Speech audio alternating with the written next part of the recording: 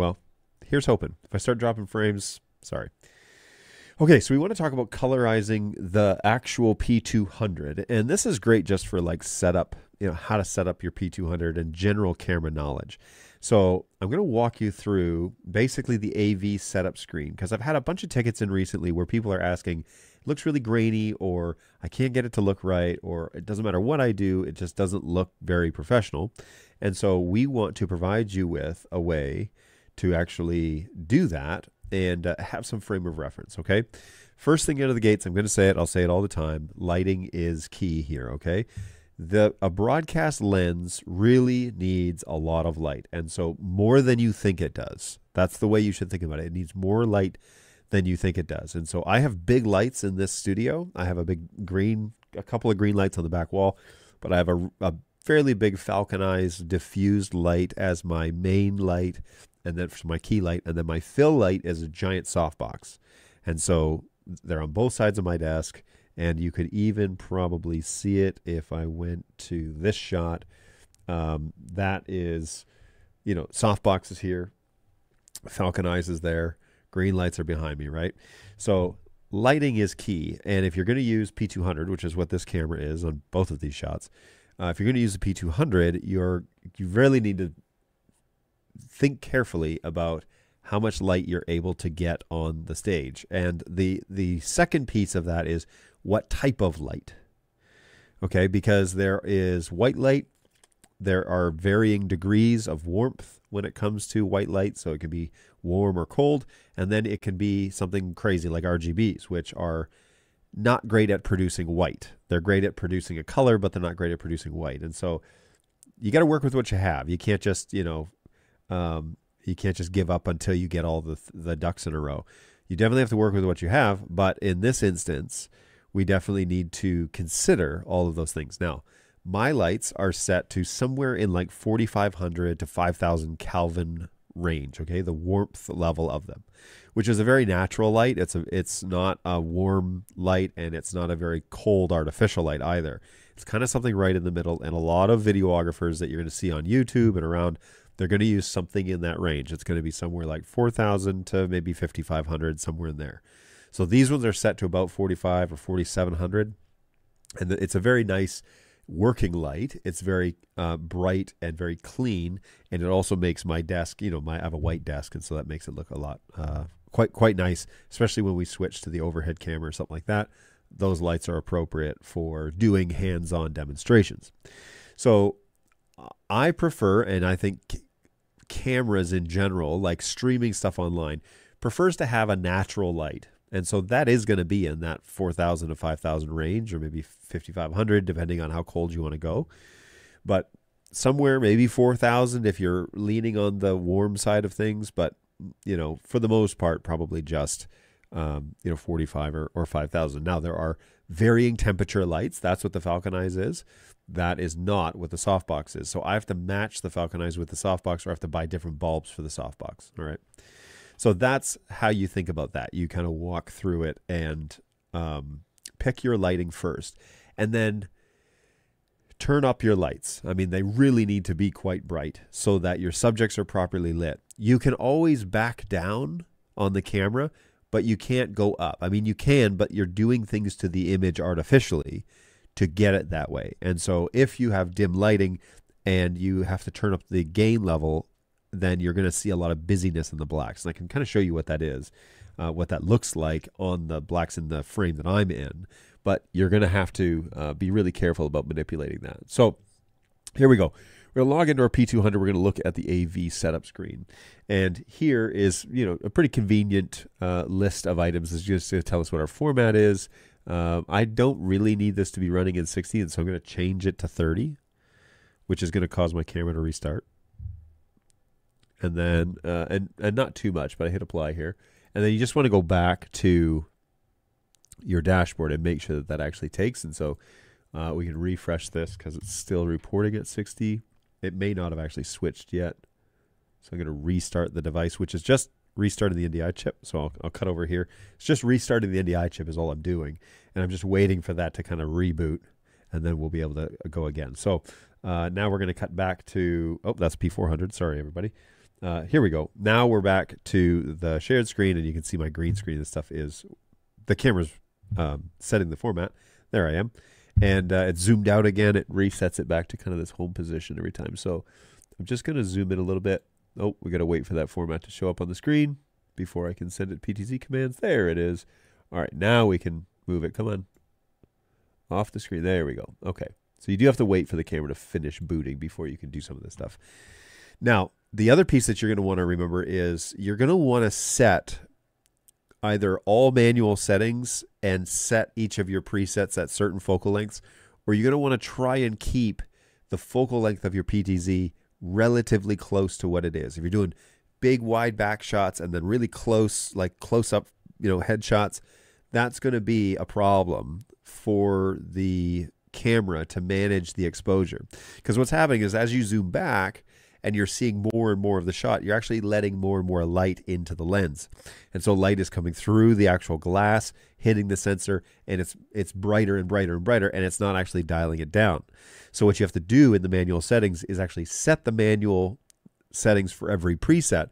So then if you want to go back to the back of the room and have a wide shot, you're going to want to have the iris probably dialed back a bit so that it makes the room look natural. But then when you zoom in, you're losing all those lumens that are in on the sides of the shot, and you're zooming in on a subject on stage. Well, then you're going to have to open the iris up so to compensate for the loss of lumens. The danger is that if you don't have enough lighting, right, then you're going to introduce gain, which is going to then, as you zoom in, it's going to make the shot messier and busier and noisier, and it's not going to look very clean.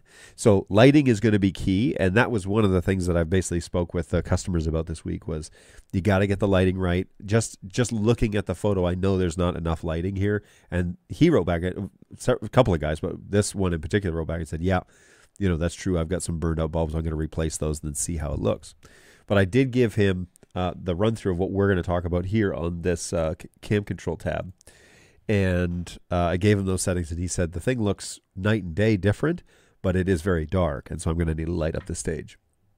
So what do we do about all of that? Well, the first thing we're going to want to do is kind of work left to right, and the first tab that you're going to work on is exposure. Okay, so we're going to go from left to right. First tab is all the way to the right, but exposure, white balance, and then the picture settings, and maybe color matrix if we want to get into that. But the first is exposure.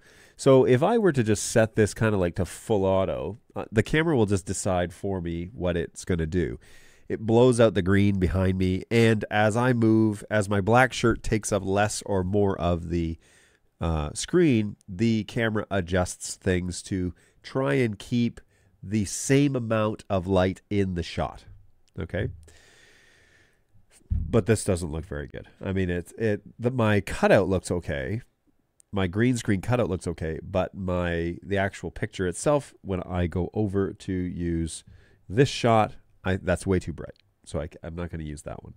So what we want to do is dial it back a little bit. Now, there are a couple of ways to kind of go like semi-auto on this. You can tell it, the camera, to balance itself with a fixed shutter. And so if I'm shooting in 1080p 30, I could set the shutter to 30. In theory, you would set it to 60. You always want to like double, but as a general rule, so it's like double or more. So that would be 1/60 in this instance because I'm shooting at 1080p 30. So I'm going to shoot at 60 frames. But what this does then is it takes the iris and it adjusts the iris. So again, as my shirt takes up more or less of the shot, you can see the brightness changing kind of on the fly. And it's a little jarring to watch. It's, again, my cutout on the corner of the screen down here is okay. But if you're actually going to watch this shot and I'm going to move my arms around, it totally changes the exposure like wild, okay? It's clearly making alterations. And it highly depends on what people are wearing. And so a semi-automatic is okay to start. But as you get using the cameras, you're really going to want to learn the manual settings because then you can dial it in. And you'll understand, for example, like when the lights go down, what does that do? One of the instances, just as a sidebar here, that I've been talking to some people about is they want to do, for example, at Christmas time, they want to do a special service and they want to record it or they want to stream it. They want it to be like a candlelight service. My recommendation for that is light it like you normally would and dial back on the cameras. And so it looks like a candlelight service on the cameras, but the cameras need, if you're going to primarily stream this, it's not going to be an in-house candlelight service. It will be a candlelight service online, if that's what you're streaming it for. If you're primarily doing it in-house, I would advise not streaming it, because I don't know of many cameras out there that will give a high quality, very, very low light, like candlelight temperature stream. And so that's one of those decisions, is like, if we're going to put this online as a stream service, we're going to have to turn the lights on and have candles, but we'll have to dial back the irises to make it look like it's a candlelight service. But if we're primarily offering this as an in-seat service, we should probably think twice about offering it as a streamed service. So there you go, sidebar. Okay, so shutter priority is kind of like that, that semi-automatic option. The thing that you can manipulate here is you can tell what threshold to go to. So in this instance, when I move my shirt around and you see the exposure changing, it's going up to 28.6 decibels of gain change. And so we can actually roll that back if we want and say, you know what though, like I only want you to go up to 10. And so now if I move around, it doesn't quite go as extreme as it did before, but it still definitely changes it, and I don't like it. I don't think it looks very good for what it is that I use it for. The other option is, of course, iris priority, which is a flip. It's pinning the iris in place, and it's adjusting the shutter speed. Again, it's okay if it's like I'm in a pinch and I just need this camera to be up and I'll color correct it later. But if you are really going to position these cameras and call different, like if you're going to do different focal lengths or you're going to move it around a stage, if it's a true PTZ situation, you're probably going to want to set your presets to have the correct actual camera settings programmed. And so when the lighting changes on the stage, you hit preset 2 and it changes the settings for that scene, and then you control the camera, or you can program the position as well, and then call those positions during that section of the service or the class or whatever. So iris priority, meh. So then we're going to go to full manual, and just turning it on obviously shows you that there's a massive difference in what my settings are. You can also see my green screen stuff is kind of messed up because the shot is not correct. So we've turned the gain limit way down to 10, which is probably what we need to do because gain is last, okay? What I would suggest, if you're new to this, is to at least match your frame rate of your shutter speed. So 1080p 30, right? So here I could dial that back to 30. And look, that's going to adjust my image a fair bit. I mean, that's a lot brighter than it was. It's almost back to where it was. And then adjust your iris all the way open. So for the for the P200, we can go right down to 1.6, depending on the focal length of the lens. And then that's too bright, clearly. So that means I don't have to introduce any gain. So the gain can be set to 0. This is the thing that's going to introduce a lot of that busyness in the black portions of the screen.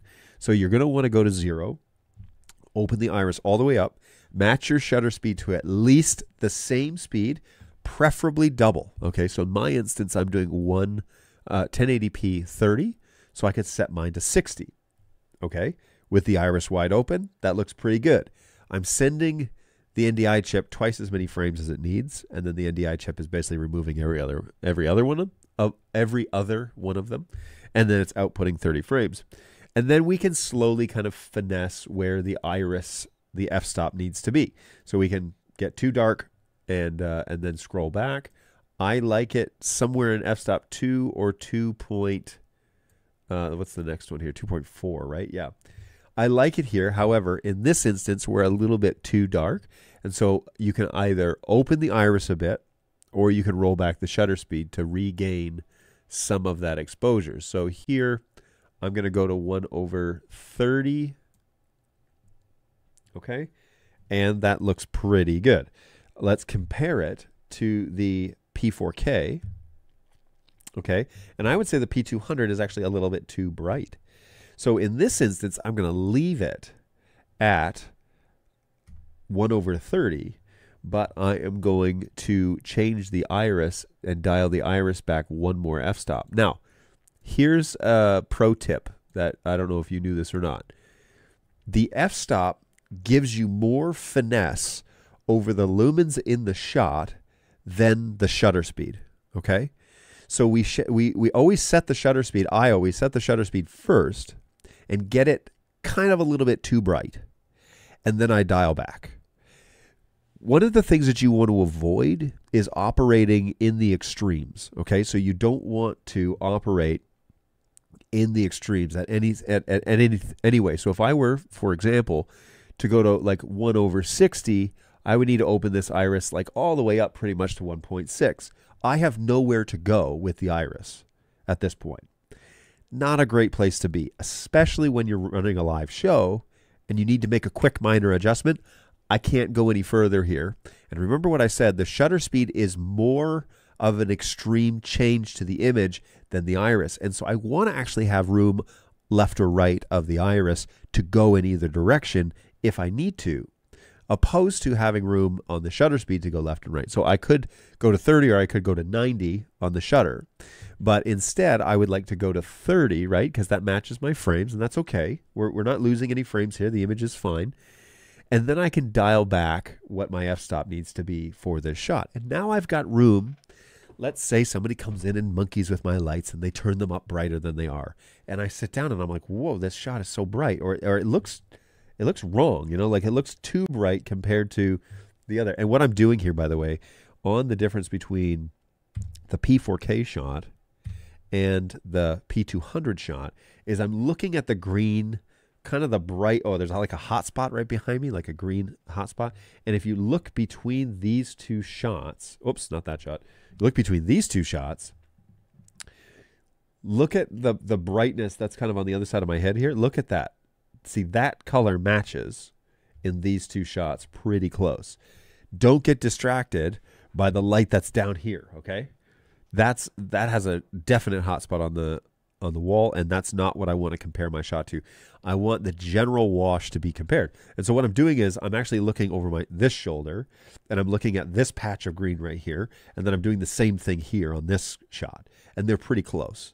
All right, they're for a P4K pitted against a P200. They're pretty close. All right, let's just throw that out there. Okay, so I like having it 1/30. I like having some room with the iris. I don't have to involve any additional artificial gain, and the gain limit doesn't even matter at this point because we're using 0. Okay. Now, if you change the gain limit and you want to add artificial gain, you can set this to basically 10, and then this is supposed to be how high it can go. Now, something's up here, but it may just need a refresh. But anyways, you can set the threshold for the gain limit, and then that's as much as it'll go. But you can also set the gain limit to 50 decibels and ruin any shot that you use. So, again, it's one of those like extreme things. I don't know why you would have that. Excuse me. Okay, let's just show you then what busy blacks look like when it comes to setting correct lighting in your shot, okay? So what I'm going to do here is I'm going to up the iris. Whoa, that's too much. I'm going to up the shutter speed. I'm sorry. I'm going to up the shutter speed. And this looks like a poorly lit shot, okay? And nothing has changed in the studio. Just the shutter speed has changed. And if this is what my set looks like, if this is how bright my set looks like, and that's, again, this is kind of an extreme case. I could even dial it back to like 1/100.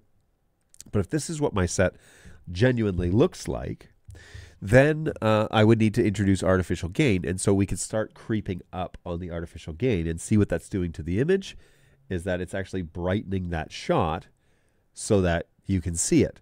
But what you're not seeing is now all of the area around me has like this weird like movement to it. Okay, you can probably zero in on your screen and look really closely. But you can see the area around me that's being artificially lit up is basically moving. You can see like it almost looks like flickering or something like that. So if you have poor lighting, okay, and then we introduce the artificial gain to the shot, and we can open this up. Oh, this is a good example. If you look at the green in my shot, you can definitely see the busyness of the shot. Now, we offer high shutter speeds if you have professional lighting that are 10,000 lumens and you can dial it way back and do high shutter speed stuff. But in a studio setting, or if you're at a school, or if you're in a church or something like that, you're not going to want to do that. You're going to want to set your iris to 1/30. I'm sorry, set your shutter speed to 1/30 or 1/60, depending on what standard you're using. And in some instances, you might be using, you might be in Europe, so you might be using 25 or 50. But you're going to want to set your shutter speed to something that's appropriate for your actual shutter speed that you're using. Whoop, goodbye, everybody. So in this instance, we are going to show this, and I'm going to actually run this at 1/30, which makes my shot a little bit too bright if the iris were wide open. Okay, a little bit too bright if the iris were wide open. But then we dial it back to like f-stop 2. Still a little bit too bright. F-stop 2.4. Yeah, now we're getting into the wheelhouse. Let's check one more. I think it's like, 2.8. That's pretty close. All right. And the comparison again that I'm doing is P200, P4K. The thing that I don't see in the 200 is obviously the depth of the color of the blacks that are in my shirt and on my hat. I'm not getting that like I am with the P4K. Mostly because P4K has the ability and a giant 1-inch sensor compared to the faithful 200 that just has it's a smaller sensor. It's a broadcast sensor, but it's just smaller, so it's not going to do the depth of the blacks like the P4K. Okay, exposure is done. Now we want to just talk about color real quick. So we want to look somewhat natural, but again, the question will be, what do you think looks correct? And the catch here is to check multiple sources, okay? For example, the P200 is housed inside a beautiful 15-inch Telscript NDI teleprompter.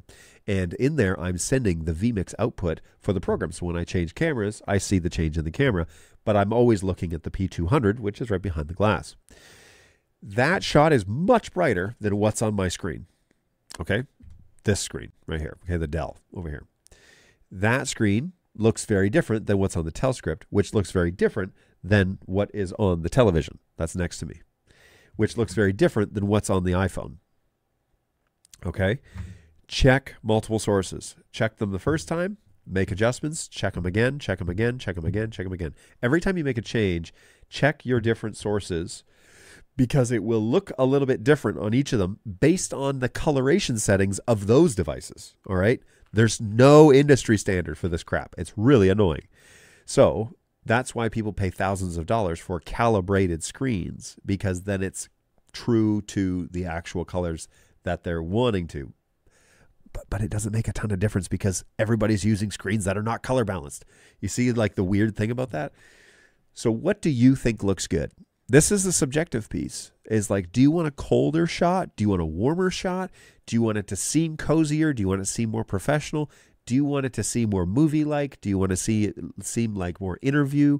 Do you want it to be more like a live event where you're peering through a window and watching from afar? What are you going for? You tell us, and then we can tell you how to set the camera. But in this instance, I'm just going for something that looks like John, okay? What I think John looks like. I might be too tan. I don't know. I don't spend a lot of time looking at myself in the mirror, contrary to popular opinion. That's not something I do. So we can finesse, if we go back to our shared screen here, we can finesse in the full manual settings, which is known as user, not manual, unfortunately. But the user settings, we can change the white balance. Now, there are some autopilot options. There's an outdoor option, an indoor option, an ATW auto white. Auto white balance, is that right? Automatic white balance. Yeah. There is an actual auto, which is a full fluctuating auto. If you have a color on your set, or if you have multiple talent or whatever, don't use that one. Okay. What's really helpful to use here is what's known as a chip chart. Go to Amazon.com and look up videography chip chart, CHIP chart. Okay. Chip chart. What that is it's a grid of colors that are true, okay? So they're printed with true accuracy, and then you put that in front of your camera, and then you dial in your colors with a chip chart. That's the easiest way, probably the fastest way to get consistency across multiple cameras, especially multiple brands.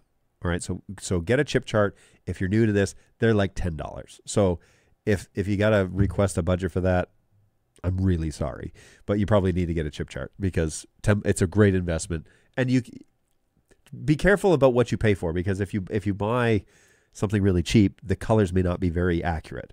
Okay, but if you could pay whatever you want, you can probably pay $100 for a stupid chip chart. You don't need to do that. You could even go as far as to get one of those little like clapper things, and they have coloration on, like usually they have colors on the actual arm, and you can use that as your chip chart if you want. So there you go. Pro tip, you didn't even know you were going to get that one today. And on here there are also, or sorry, over here, there are also a bunch of other options for like semi-auto. But the truth is that we're probably going to, on the P200, we're probably going to use the user setting, which is manual, which will give us the ability to manipulate the blues and the greens and the reds and the yellows. And what that does is it allows us to adjust the temperature of the shot. It's kind of like fine tuning. It's kind of like dialing it in, okay? You're going to find out that when you move the slider on one of them, the color on the other one really changes. All right. So when we change it from green to blue, you're going to notice the warmth is going to change, which is yellow and red. And this really screwed with my brain when I first started doing this, because I would think I want to adjust the yellow and the red. And so I'd start moving that and I'd see the blues and the greens changing. But what it's doing is it's subtracting or adding those colors to the shot, and then it's bringing out the ones that you're not manipulating. So you're manipulating the warmth of the shot through the yellow and the red, and it's changing the cool of the shot, right? So you have to think in terms of layers with this. If I make this adjustment here, I'm going to have to make this adjustment here. So if I'm going warmer, okay, if I go towards the yellows, I'm going to need to bring up the blues, all right, because I'm going to go warmer, and then I got to balance it with cool. And then if I'm in too far of an extreme, I need to bring those two things back together. I need to kind of draw them back, which is why why typically on my cameras, the way that I set the coloration is that those two arrows are generally close to each other. One is always off, but you know, this is a great example. So look at this. Okay, so I had this up here at like what, 1.8. I probably should have noticed. I had this, yeah, the 170s. Okay, cool. So let's say we're going to start on the the blue gain, and I'm going to head towards the green. So I'm at 179. Somebody remember that for me.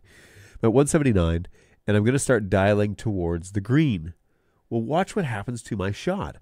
Now I have like jaundice, right? I'm like overly tan. I look like I fell asleep in a tanning bed. And so the yellows have gotten too much. So we can manipulate that a little bit. Let's see what happens. We go towards the reds. Okay, that looks terrible. Let's go towards the yellows. And as I progress towards the yellows, now my skin turns green.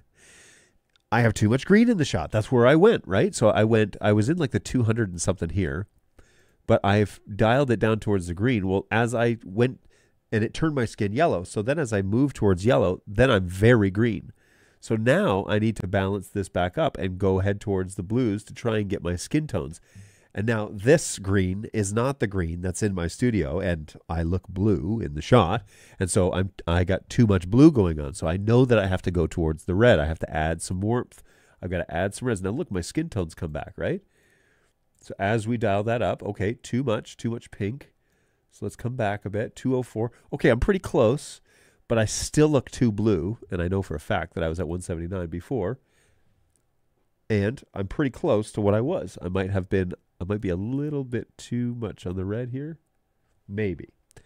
But let's compare this now. So if we cut this over to the P200, and then I dump the, whoops, sorry, wrong camera, the P4K. The P4K makes me look a little bit more tan than I am, but we are pretty close. Now, a chip chart would make this a lot faster instead of eyeballing it. But that's how you think about it while you're mapping it out. You have to actually like think like if I pull the string this way, I've got to pull the string the other way to kind of match it. And then you get it accurate by bringing those two things in kind of simultaneously. So in this instance, it definitely looks wrong. So let's come down here a little bit and see what we can do. Maybe it's not red enough. Whoa! That's too much. 202. One of the requests, the feature requests that I have in is, can we enable the click wheel on the mouse to change the color by 1? That'd be so cool. All right, so let's see. If I dial back on the blues a little bit, yeah, that looks pretty good. So if I cut between these two shots now, again, I'm pitting a 200 against a P4K. So that is something else. And look, I'll check multiple sources, right? So I'm going to watch, okay, I'm talking about the mouse here right now, and just see the difference between these two shots. Okay, here, I'm going to show the two shots now. So click, click. Yeah, that looks pretty good. They look pretty even. And so I'm happy with that white balance, but that's how you got to think about white balance, okay? Don't just hit the one push button. Please don't do that. Click on user and learn how to finesse the individual colors that are being manipulated in the white balance and get it to look as natural as you can, and then check multiple screens, okay? If you don't have a professional studio and you don't have a calibrated screen, check multiple screens. Now, sidebar, they actually make a screen calibrator to get you the correct image across multiple screens on a computer. I've used one of these. They're like $160 or something like that, but they work pretty well, and they help you dial in your coloration settings on your Windows or Mac computer. So those are probably worth checking out. I can find a brand name if anyone's interested in knowing that. Okay, finally, we're just going to talk about the picture settings and the matrix briefly. The picture settings obviously are talking about sharpness, and we're talking about noise reduction and all that sort of thing. Now, inside the shot, again, you never want to operate in extremes on anything, okay? I just think it's a bad idea. So we want to keep it somewhere in the middle, and you can monkey around with what you think the contrast needs to look like, okay? We can really screw with things here, but I like mine to be somewhere around maybe here, which looks pretty good. So 92, 97. Noise reduction, I find that noise reduction 2 or 3 is about as far as I want to go. 4 makes the image blurry, and 5 makes fast motion. It makes ghosts, okay? So you don't want to do 5. You want to be somewhere in like maybe 2 or 3, and so then those ghosts are gone in movement. Now, I'm only running 30 frames here, by the way, so that's why my hands are blurry. But it doesn't have, if I up the reduction and then do that again, you can see the trail my hand leaves on the screen. So we're going to want to go down to 2 or 3. I leave it at 3, and that seems to be a good, like, little happy medium. Sharpness is also another one of those things where people think, oh, 0 is where is the balance. It's like a happy medium between the two. I actually disagree. I like to have less on the sharpness side on this image, and it wasn't this extreme before, but I actually pull my sharpness down because it makes it a little bit too crunchy, especially if you have like facial hair or you don't take care of your beard. You start to see a lot of details that you probably don't want the audience's attention to be drawn to. And so I actually like to smooth some of that stuff out with bringing down the sharpness a bit, somewhere in the 20, 30, 40 range. But that's up to you. What do you think looks good? And, you have to make a decision and live with that decision. There's nothing on here that I want to manipulate on picture 2, by the way. These are more like features, but not really functions. They have a function. They have a reason. Stabilizer, if you mount this camera on a noisy door that has like a panic bar on it or something like that, okay, you might get away with stabilizing it a bit, although we do lose a little bit of the image when we do that, and so compromise, right? Get a proper mount. But you can turn on and off the IR filter if for some reason that's something you want to do. I don't know why. These are not security cameras, so I'm not too sure why you'd want to do that. But anyways, maybe there's a use case that I'm just not familiar with. The screen didn't load correctly here because, oh, that's weird. The screen did load correctly. It just, oh, there it is. Okay, I was like, what is going on here? Whoops a daisy. Okay, so here is, oh, I'm sorry. Here is that screen. Color matrix, the way that I like to talk about color matrix with customers is if you need to subtract a color from something, you can use color matrix for that. Most of the time you want this to be right down the middle even, okay? But if you have a set, for example, that has like a dominant red light, or you have something that is like really blue in the shot, and you need to pull some of that out, you can do that in Color Matrix, and it's really kind of a neat thing because it helps you like red, for example, in your skin tones. You can kind of dial that out a little bit. You can dial it back. Again, don't operate in extremes, but play around with it a little bit and see what it does. I like it because, again, if I have too much of something in a shot, and generally I wear, a black shirt, black hat, whatever in this show, and I have a green set, so I don't really need to manipulate the colors. I like it. I like this shot. I like that you can see, kind of what's going on, and I like the balance in terms of that shot. But there's definitely some option here if you've got something that's just too bright. Think of like when you have a really well lit stage and the preacher decides to wear like a hot pink shirt. Okay, you can dial it out. If you can dial it back a little bit. Now you may just want to talk about clothing options, but I understand sometimes you can't tell preachers anything. So there you go. All right, and then the advanced tab. There's not a whole lot here that I would also recommend. Brightness, it's not really a requirement, but if we dial that right out, it doesn't really make a humongous difference. So I don't think that needs to happen. Video enhancements, this actually enables this tab, so the brightness thing isn't really going to do anything. I just keep it off and keep the gamma at 0, because gamma is okay, but it basically makes the shot kind of look like a log file, honestly. So this can just be set to 0. That is down the middle what it could be. If you wanted to dial the blacks, like emphasize, have a darker shot, you could come back on the gamma a little bit and then bring up the iris to make everything bright again. We could maybe just do that real quick and see what that looks like. So if we open up the iris again, yeah, that's not too bad. And then if I cut between these two shots, the blacks are a little bit darker, but it's kind of it's like an artificial shadow, like an artificial black. So there you go. That's how you quickly get kind of up and running with a P200, and things to consider while you're setting them up. I know it doesn't seem like it's quick because it's 36 minutes, but that is literally what you should do and how you should be thinking if you're new to this. It's a great way to get kind of up and running. Remember, the number one thing with broadcast lenses, and welcome to the family if you just bought a P200 or anything beyond the 200 family, those are broadcast lenses. The big thing with those is light. Light is king. Think about how much light you can get and think about what color light you're getting. Avoid RGBs if you're just trying to light a subject on stage. Don't do those, okay? Buy lights that are white adjustable lights, or buy ones that are set at a specific Kelvin rating. I recommend somewhere between 4,000 and 5,500 Kelvin. It's just the easy middle ground. Gives a nice, bright, natural look, and you can see everything, okay? So hang out there. Think about lighting before you start talking about adjusting picture quality. That'll help you out big time when it comes to balancing your shot and making it look like something that you want to watch. So thanks for coming along. I'm going to get back to the chat.